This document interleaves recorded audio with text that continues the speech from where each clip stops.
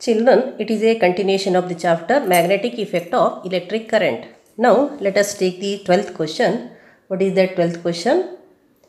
Name some devices in which electric motors are used. Electric motor is used in the appliances like electric fans, washing machines, mixers, grinder, blenders, computers, MP3 players, etc.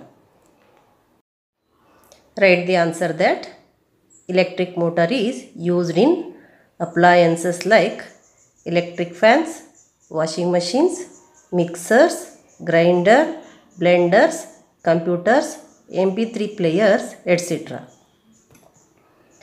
Next, let us take the 13th question. What is that 13th question? A coil of insulated copper wire is connected to a galvanometer.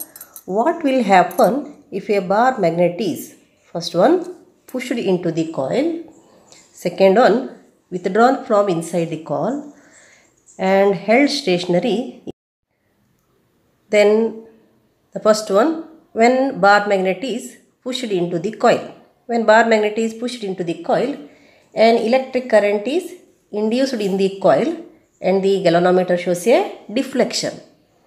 When a bar magnet is pushed into the coil, galvanometer shows the deflection, means an electric current is induced in the coil. And second, withdrawn from inside the coil. Then also an electric current is induced in the coil but in opposite direction.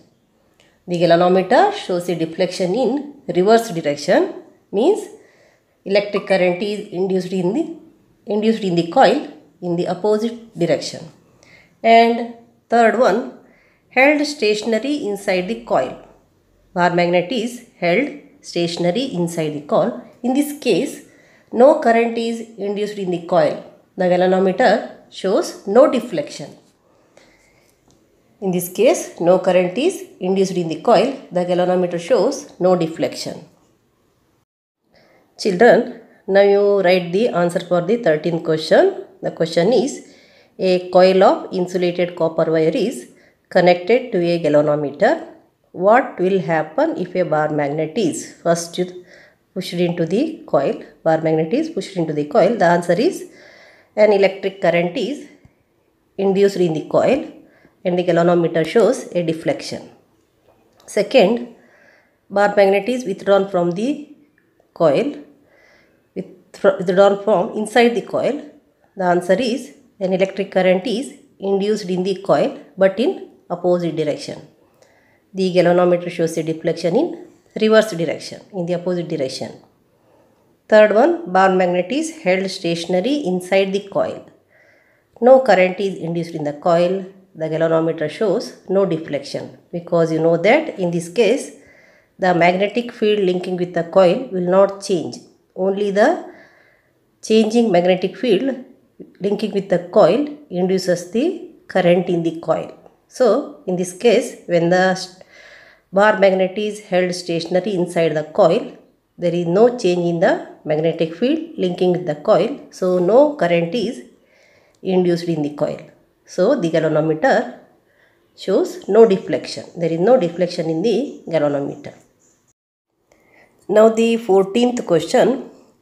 Two circular coils A and B. Two circular coils A and B are placed close to each other. If the current in the coil A is changed, will some current be induced in the coil B? If so, give reason. Here you know that is studied in the chapter that is the electromagnetic induction. Yes, the current will be induced in the coil B when the current in the A is changed. So when the current in coil A is changed, some current is induced in the coil B. Due to the change in current in a coil, the magnetic field lines linked with the coil A and with the coil B get changed. when the coil A and coil B are placed close to each other, if current is there in the coil A, there is a magnetic field around it, and also there is a magnetic field near the B also. But if the current in the coil A changes, magnetic field linking the coil B also changes. So you know that changing magnetic field linking the coil induces the current. So the current will be induced in the coil B according to electromagnetic induction. Now you write the answer for the question number 14. Two circular coils A and B are placed close together. If the current in the coil A is changed, will some current be induced in the coil B? Give reason. Here the answer is yes. When current in coil A is changed, some current is induced in the coil B. That is due to the change in current in coil A. The magnetic field lines linked with the coil A and with the coil B get changed. This set of induced current in coil B.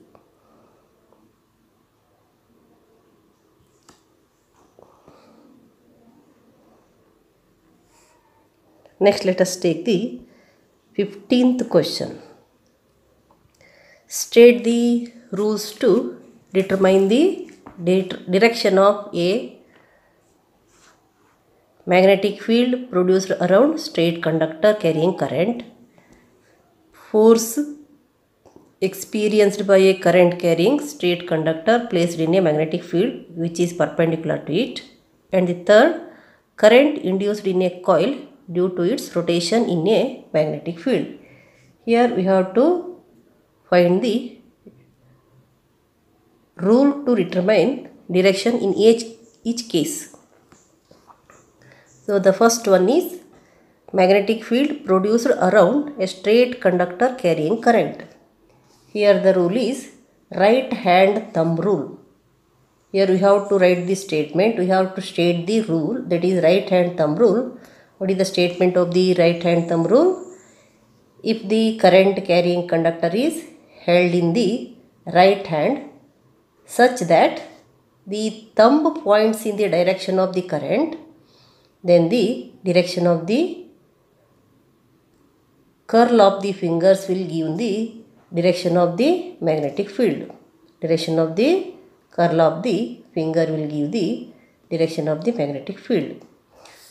And the second one, if force experienced by a current carrying straight conductor placed in a magnetic field which is perpendicular to it, that is the Fleming's left hand rule, which is also called the motor rule.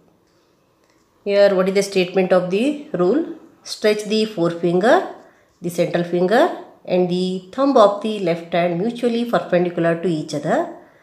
If the forefinger points in the direction of the magnetic field, the central finger in the direction of current, then the thumb points in the direction of force in the conductor. That is the statement of the Fleming's left hand rule to determine the force experienced by a current carrying straight conductor placed in a magnetic field which is perpendicular to it. The next one is current induced in a coil due to its rotation in a magnetic field. That is the generator rule or dynamo rule, which is Fleming's right hand rule. To show the direction of the induced current in a coil due to its rotation in a magnetic field, the rule is Fleming's right hand rule. That is also called generator rule or dynamo rule. So what is the statement of that rule? Stretch the thumb, forefinger and the central finger of the right hand mutually perpendicular to each other. If the forefinger points in the direction of the magnetic field, thumb in the direction of motion of the conductor, then the central finger points in the direction of current induced in the conductor. So you write the answer for the 15th question. State the rule to determine the direction of. First one, to determine the direction of magnetic field produced around a straight conductor carrying current is right hand thumb rule. And the statement is here, imagine that you are holding a current carrying straight conductor in your right hand such that the thumb points towards the direction of current, then your finger will wrap around the conductor in the direction of field lines of force. Second, to determine the force experienced by a current carrying straight conductor placed in a magnetic field which is perpendicular to it, that is Fleming's left hand rule. The rule is Fleming's left hand rule. Stretch the forefinger, the central finger and thumb of the left hand mutually perpendicular to each other. If the forefinger points in the direction of the magnetic field, the central finger in the direction of current, then the thumb points in the direction of force on the conductor. And the third, to determine the direction of current induced in a coil due to its rotation in a magnetic field, the rule is Fleming's right hand rule. The rule is stretch the thumb, forefinger and middle finger of right hand so that they are perpendicular to each other. If the forefinger indicates the direction of the magnetic field and the thumb shows the direction of motion of the conductor, then the central finger points in the direction of current in the conductor. Now the question number 16. Explain the underlying principle and working of an electric generator by drawing a label diagram. What is the function of brushes? In this question, we have to draw the label diagram of the electric generator and we have to write the principle and working of that generator, and also we have to write the function of brushes. Now you draw this figure. This is a figure of electric generator. And what is the principle here? The principle of electric generator. It works on the principle of electromagnetic induction. When a closed coil is rotated in a uniform magnetic field with its axis perpendicular to the magnetic field, the magnetic field lines passes through the coil change and an induced EMF and hence a current is set up in it. In simple manner, you can say that changing magnetic field linking with the coil induces the electric current in it. But here write the principle in detailed manner. And what is its working? What is the working of the electric generator? And you know that in the first step, suppose the armature coil ABCD is horizontal. If it is in the horizontal position, now the coil is rotated clockwise. The coil cuts the magnetic lines of force. The arm AB moves upward and the arm CD moves downward. According to Fleming's right hand rule, the induced current flows from A to B in arm AB and C to D in arm CD. That is, the induced current flows along ABCD. The induced current flows in the circuit through brush B1 to B1. After half rotation of the armature, the arm CD moves upward and AB moves downward. The induced current now flows in the reverse direction, that is along DCBA. If the generator is having commutator, the direction of the current will be same in the direction as B2 to B1. If there is no commutator, the current flows from B1 to B2. Thus, the direction of current in the external circuit changes after every half rotation, which is an AC. But in the case of DC, the direction of the flow of current in the external circuit will not change as the commutator changes the connection of the brushes. So that is the principle of DC. That is the working of DC. Then what about the function of brushes? Brushes are here B1 and B2. They are graphite rods. These are two graphite rods.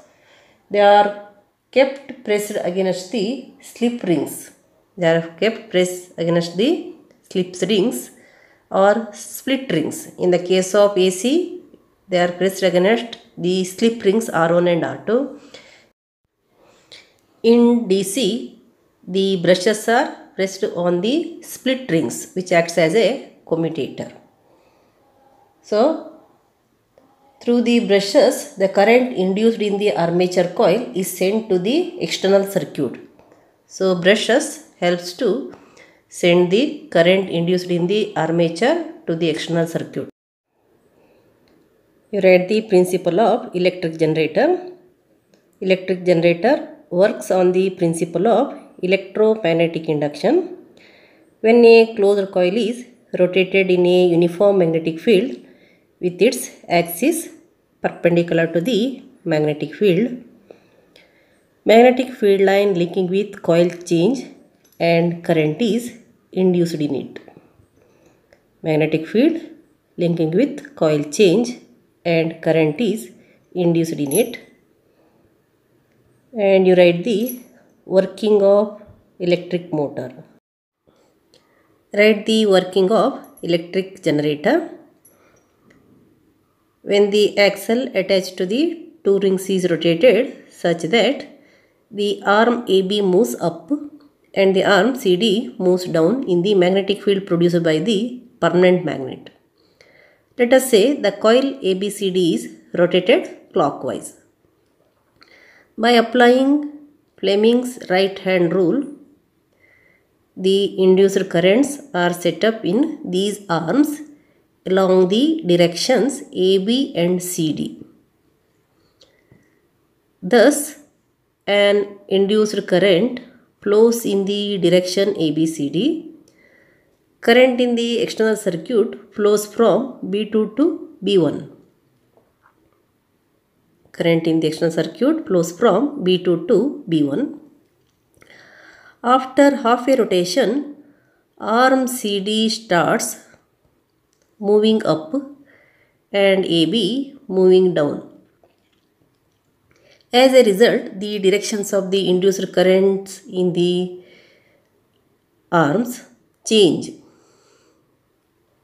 giving rise to the net induced current in the direction DCBA. The current in the external circuit now flows from B1 to B2. Thus, after every half rotation, the polarity of the current in the respective arms changes. Such a current is called an alternating current, abbreviated as AC, and this device is called an AC generator. This device is called an AC generator. To get a direct current which does not change its direction with time, split ring type commutator must be used. So to get the DC from the generator, what you have to do? We have to use the commutator. Instead of using the slip ring, we have to use the split ring, which acts as a commutator. And even though the direction of the current changes in the rectangular coil, the current moves in the external circuit in the same direction. Then the function of brushes. In electric generator, the current induced in the armature is sent to the external circuit through the brushes. So brushes helps to send the generated current, induced current in the armature to the external circuit. Now the 17th question. When does an electric short circuit occur? You know that if there is any defect or damage in the wiring, live wire will come in contact with neutral wire. As a result of live wire touching the neutral wire, the resistance offered to the flow of current becomes almost zero, and this is called short circuiting. In this situation, large amount of current flows through the circuit, causes a spark or damage to the appliances and also to the circuit. Children, write the answer. What you have to write? If there is defect and damage in the circuit, live wire may contact or live wire may touch the neutral wire. As a result of live wire touching the neutral wire, the resistance offered to the flow of current becomes almost zero, and this is called short circuiting. In this situation, a large current flows through the circuit, causes a spark or damage to the appliance. Now let us take the 18th question.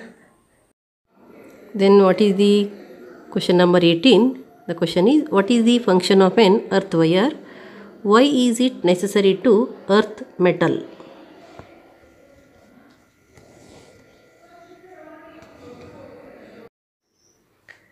So what is the answer we have to write here? The earth wire connects the metallic body of the high powered appliance to the earth. It is a safety measure which ensures any leakage of current of the metallic body of the appliance keeps its potential equal to that of the earth, and the user may not be severe electric shock. So why is it necessary to earth metal? That is to protect the user from the severe electric shock. So let us write the answer. Now you write the function of earth wire. That is, the earth wire connects the metallic body of the high power appliance to the earth. It is a safety measure which ensures any leakage of current of the metallic body of the appliance keeps its potential equal to that of earth, and the user may not get severe electric shock. And why is it necessary to earth metal? Earthing is necessary to protect the user from severe electrical shock.